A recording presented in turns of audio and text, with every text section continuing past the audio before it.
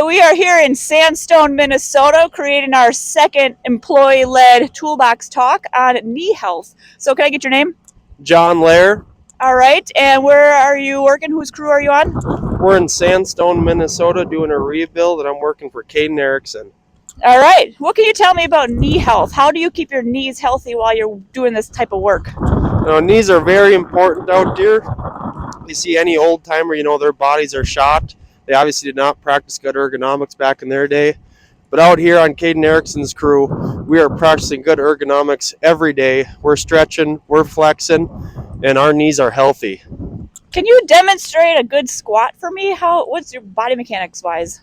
Oh, of course I can demonstrate. So I like to keep my knees in line with my toes and my butt back, just like this. So I'm picking up something, my knees are always strong, my lower back's always strong, and chest up so you can read the MP Systems logo, always. That was perfect, and I loved how your knees did not come in front of your toes. Great form. Well, thank you very much. Of course. Okay, we are here in Boscobel, Wisconsin at a substation, and who do we have here? Troy Zeman. All right, what do you do for us, Troy? I work for Branch 7. Okay, great. I am talking today about knee health. So can you tell me what you do specifically to make sure that your knees stay healthy while working in this industry? I try not pivot and twist with load on them or jump on and off equipment. Ooh, that's a key one. Anytime you're planting and twisting adds a lot of extra stress to that knee. All right, great. And when you're coming down equipment, what direction are you facing? Facing the equipment usually. Okay, good. Using 3 points of contact, I hope? Absolutely. Okay, awesome. Well, thank you for your time. You're welcome. All right, we are here in Ham Lake, Minnesota. Who do we have here? Mike King, Branch 1 Fleet Manager. Is that the best branch? I dare not answer that. We're talking about knee health today. So how do you keep your knees healthy while working in this industry? When working close to the ground, I get a knee pad out to protect my knees from the concrete and the rocks and stuff. It's very important. You also have a lot of thin skin in that area, so having that nice little protective barrier is very important. Can you explain how you get into that position? I walk over and do the reverse lunge, and I support myself with what's next to it so I don't fall. That's excellent. Do you mind demonstrating? Sure.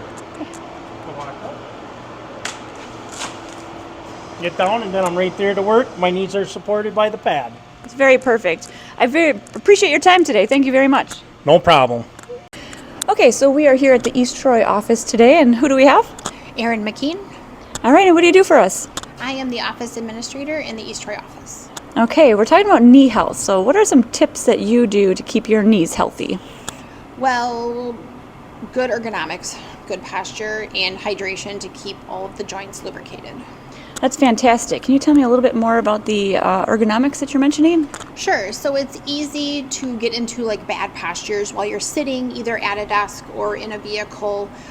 So just making sure if something's aching, adjusting, oh my gosh, I shouldn't be sitting like this, and repositioning myself if I've been sitting too long, moving to a standing or vice versa.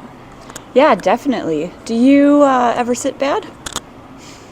Yes, I was actually just busted. So it's easy to want to slouch and get uncomfortable or get comfortable in your posture. So you tend to sit on a leg or your legs crossed, like how if I'm standing now, just kind of a comfortable posture. Just remembering to stack everything upright, knees in front of me, and just, good posture like that. Yeah, it's very important stuff.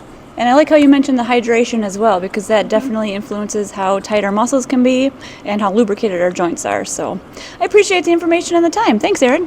Thank you, Maria.